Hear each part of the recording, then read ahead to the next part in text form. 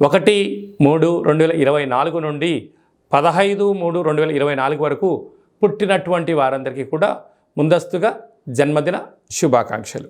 గతంలో వివాహం చేసుకున్న వారికి వివాహ వార్షికోత్సవ శుభాకాంక్షలు.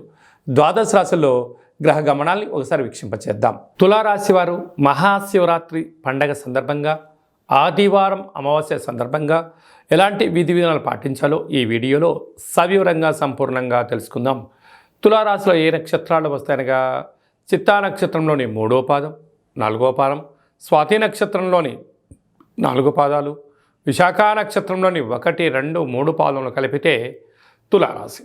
చాలామందికి పుట్టినటువంటి కాల సమయంలో డేటా ఆఫ్ బర్త్లు లేనటువంటి కారణం వలన పేరు యొక్క మొదటి అక్షరాన్ని అనుసరిస్తూ ఆ రాశిని తెలుసుకునే ప్రయత్నం చేద్దాం.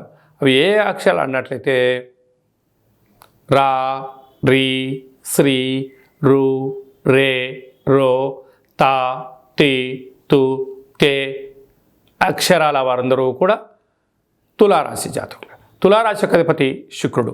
ఈ శుక్ర భగవానుడు తెలుపు వస్త్రాలకు, అద్భుతమైనటువంటి అదృష్టానికి, ఐశ్వర్యానికి యోగకారకుడు, కళ్యాణకారకుడు, విలాస గృహ భవన నిర్మాణ కార్యక్రమాలకు అధిపతి ఆయనే శుక్ర భగవానుడు. వీరికి అర్ధాష్టమ కుజుడు, అర్ధాష్టమ శుక్రుడు, పంచమంలో రవి, బుధ, శని, 6వ స్థానంలో రాహు, 7వ స్థానంలో గురువు, వ్యయంలో లాభంలో విశేషమైనటువంటి కేతు ఉండడం వలన చిన్న చిన్న విషయాలలో ఆచితూచి నిర్ణయం తీసుకోవడం, చాలా సున్నితమైన స్వభావం కలిగి ఉండడం, ఏదైనా ఒక పని చేసేటప్పుడు నిర్దిష్టమైన సమయ సందర్భాలను నిర్దేశించుకొని ఒక ప్రణాళికాబద్ధంగా ముందుకు వెళ్ళడంలో తులారాశి జాతకులు ముందు వరుసలో ఉంటారు. కాకపోతే ఎవరైనా ఏదన్నా వీరు చేసేటప్పుడు ఆటంకాలు ఏమైనా చెప్పినట్లయితే అది ధర్మం అనిపిస్తే వీరు స్వీకరిస్తారు, అధర్మం అనిపిస్తే వీటిని వ్యతిరేకించే పరిస్థితి కూడా అధికంగా ఉంటుంది. కనుక ఇలాంటి కాల సందర్భంలో మహాదేవుడికి పంచామృతముల చేత, తెల్లటి విభూతి చేత, బొబ్బర్ల చేత మహాదేవుడికి అభిషేకం చేసుకుని ఆ బొబ్బర్లను బ్రాహ్మణోత్తములకు కానీ, గోమాతకు కానీ ప్రవహించే నీటిలో సమర్పించినట్లయితే కుజదోషము, గ్రహదోషాలు తొలగిపోతాయని చెప్పి గమనించాలి.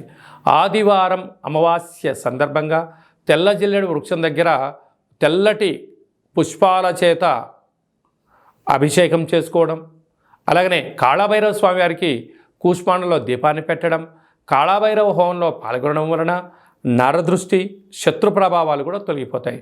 అలాగనే స్వయం వృత్తులు, సేవారంగాలు, సాఫ్ట్వేర్లు, హార్డ్వేర్లు, ట్విట్టరు, ఫేస్బుక్లను మెయింటెనెన్స్ చేసేటువంటి వారందరూ కూడా ఓపిక, పట్టుదల అవసరం.